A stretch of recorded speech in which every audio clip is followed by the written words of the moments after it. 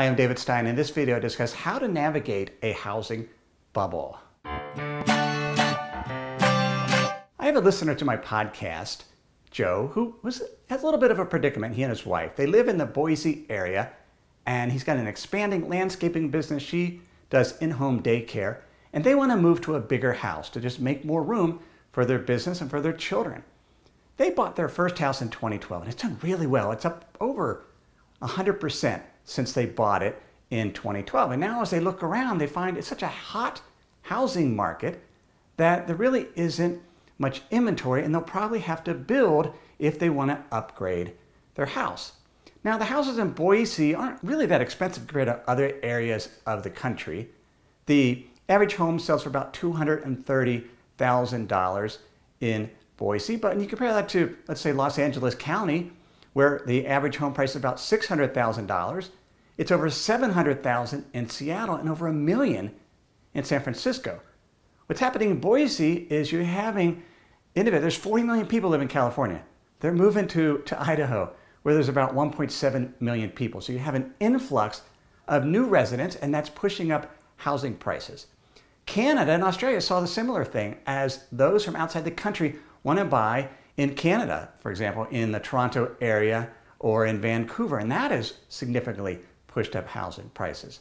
So what do you do in that situation where you're essentially getting priced out of your own market and you have a fear of missing out? Well, there's a couple of things. One, you can stay in place and not move and just stay in the existing house and make do with what you have. You can move further away where houses might be a little cheaper. It's going to be a longer commute. Or you can just take the plunge and buy or build a house.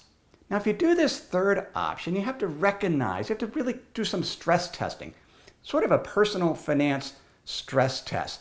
Because as you buy, there's really no way to know whether the housing bubble will continue, or in Boise, it's not really a housing bubble, whether that housing market will continue. I did a show on my podcast back in 2015 about the Australian housing bubble. 3 years later, it's still going strong. So it's very difficult to say. Housing prices can be overpriced for a long time, particularly if lenders continue to lend and if there's an influx of buyers from outside the state, or in the case of Australia, outside the country. So if you decide to buy in a hot housing market, focus on perhaps the smallest house in a particular neighborhood or the cheapest house in a neighborhood, because you need to sort of at least build as much of a cushion as you can for if and when housing prices fall. Consider your situation. What if the new house you're buying or building fell 30%? How would that impact you financially? In the case of Joe, they looked at, well, what would be the impact if our income, our business income, was cut 20%?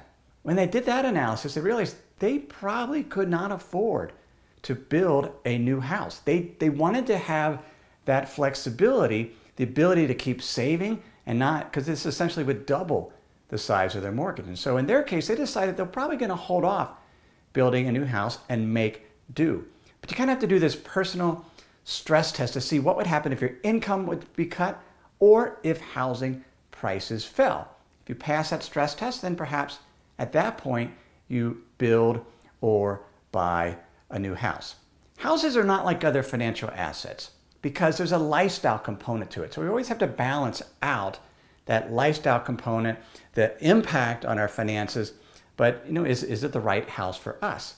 They decided to be patient, and they realized that's how they got their first house in 2012. They were just patient. They weren't pressing, trying to make things happen, and the house they found, it was a short sale and it fell in their lap.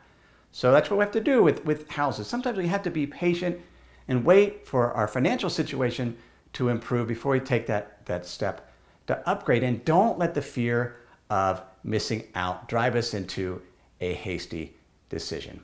If you have any question on this video, just go ahead and leave that in the comments. Thanks.